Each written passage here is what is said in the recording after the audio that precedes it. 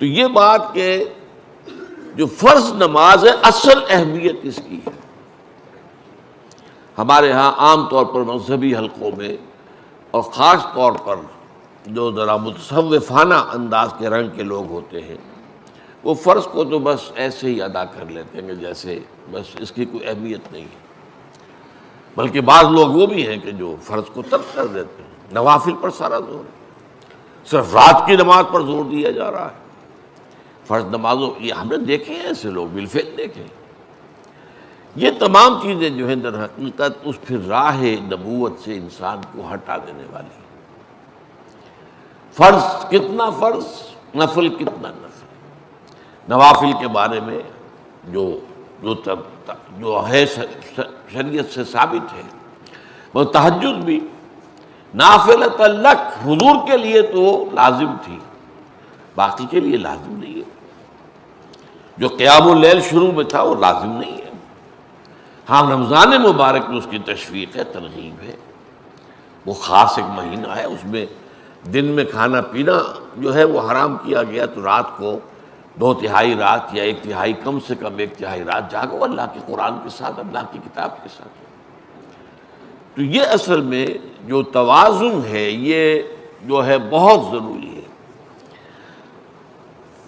ارأیت اذا صلیت الصلوات المکتوبات، حضور آپ نے دیکھا، غور فرمائیے کہ اگر میں جو فرض نمازیں ہیں وہ ادا کروں.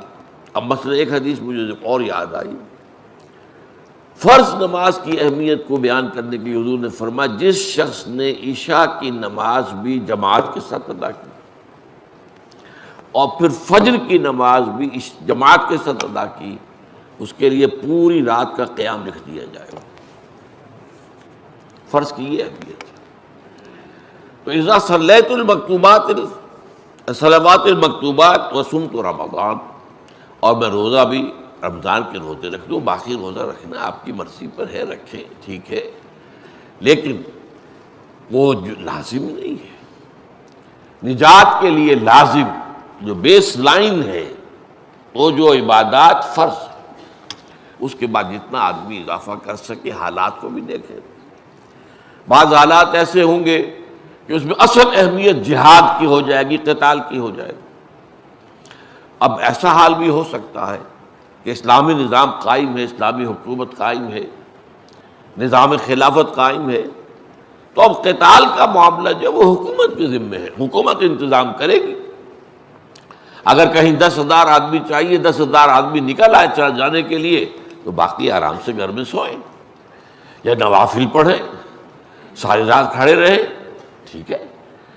یہ تقرب بالنوافل کا موقع ہوگا. لیکن اگر اللہ کا دین جو ہے وہ مغلوب ہے، پامال ہے، اسے پاؤں تلے رودا جا رہا ہے، شریعت کی دھجیاں بکھیری جا رہی ہیں، اوامر کا استہزاء ہو رہا ہے، اور جو منکرات ہیں ان کی تبلیغ ہو رہی ہے، اس وقت آدمی نوافل میں لگا رہے، وہاں تو فرض ہو جائے گا امر بالمعروف نہی عن المنکر، جہاد، اس کی جو بھی تقاضے ہوں، اس وقت سارے تقاضے اس کو بیان کرنے کا موقع نہیں ہے. اس وقت اصل شے وہ ہوگی. اس فرض کو ترک کر کے نوافل میں لگیں گے، یہ نوافل منہ پر دے مارے جائے. اس کو بہت زیادہ نمایاں کرنے کے لیے میں مثال دیتا ہوں کہ ذرا سوچئے. جب دامن احد میں معرکہ جاری تھا اور صحابہ کی جان پر بنی ہوئی تھی، خود حضور کی جان پر بنی ہوئی تھی، آپ کو معلوم ہے آپ زخمی ہوئے ہیں اور اتنا خون آپ کا بہہ گیا ہے کہ آپ بے ہوش ہو گئے ہیں، اور خبر اڑ گئی کہ آپ کا تو انتقال ہو گیا، شہید ہو گئے. اس وقت اگر کوئی شخص مسجد نبی میں بیٹھا ہوا درود کی تسبیح پڑھ رہا ہو، یا کوئی اور نوافل ادا کر رہا ہو، یا قرآن پڑھ رہا ہو، تو اس کے بارے میں کیا حکم آپ کا ہوگا؟ پکا منافق.